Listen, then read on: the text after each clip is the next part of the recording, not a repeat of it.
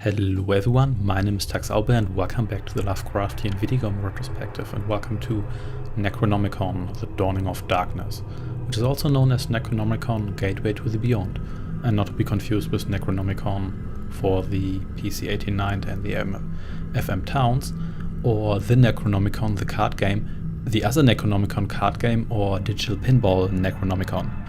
With that out of the way, this game is a first-person point-and-click adventure. If this game reminds you of Dracula Resurrection and its sequels, it's probably because this game was developed by the same team around the same time using the same engine. Necronomicon is set in New England in the 1920s. You take the role of a young man from Providence, Rhode Island, and you have to find out why your friend Edgar is going crazy and what's up with the little weird pyramidal artifact he gave you. And needs to say there's more behind Edgar's slipping insanity. So the game's graphics have aged well in a certain sense, because the game is a mist-like slideshow for the most part, but it also does allow you to scan things in a 360-degree view. On the other hand, this game has a very low resolution, even for the time, and it uses primarily brown and gray. The entire game is pretty much brown, gray, very bleak, and while the music does add to the atmosphere, occasionally the game's just too dark and too brown. It doesn't look realistic, it just looks shoddy, really. However, the atmosphere overall does make you feel alone and helpless, and that adds to this game's feeling of loneliness and helplessness. The characters you encounter, and I'm talking about the human characters, not the monsters, are actually the creepiest part about Necronomicon. Some of these characters are so deep in the uncanny valley, it's almost disturbing. They look grotesque, especially when they're talking in the cutscenes. Their lip syncing doesn't add up at all. They don't blink. They blink too much. Their eyes are too large. They look horrific and really, really creepy. And I'm pretty sure that's not intentional. Those human characters are probably just supposed to look like normal people, but they do not. You encounter a couple of other characters, and those are supposed to be more scary, but actually end up being a lot less scary. So overall, this game's gameplay is very similar to other adventures of the time. You walk around, you look for hotspots, you collect items, you use items with other items, and you solve a whole bunch of mist-like mechanical puzzles. One problem with the game is that, as I've mentioned before, it's very brown and grey and very dark, so looking for certain hotspots is really, really difficult.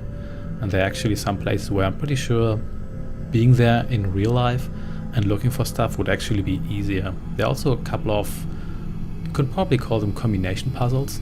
For example, you have to do a little bit of alchemy, or you have to do some research on the Necronomicon.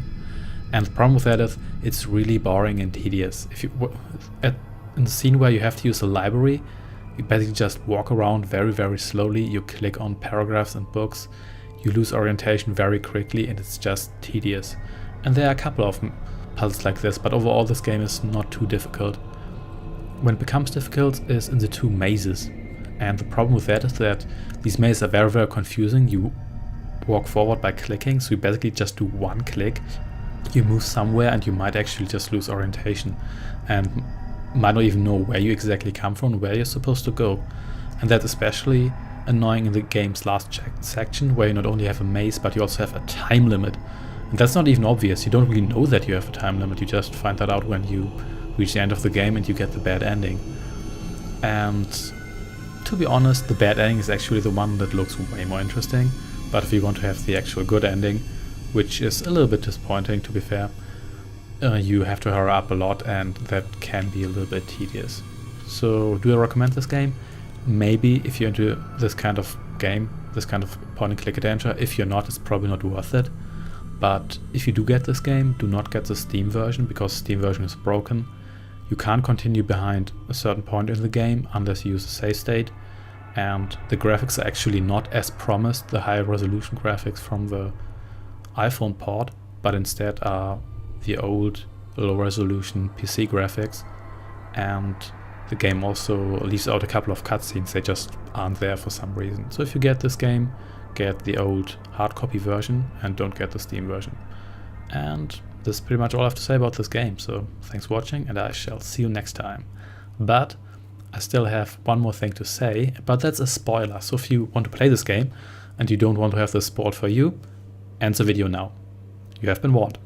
So at one point, Edgar goes completely insane, up to the point where he doesn't even recognize the main character anymore.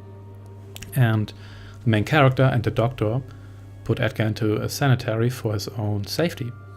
At one point, the main character pretty much realized that Edgar is beyond saving, so you would think he just leaves him in the madhouse, because, I mean, what else can we do? And what does he do? He basically walks into the sanatorium with a gun in his hand and just shoots his best friend from point blank range.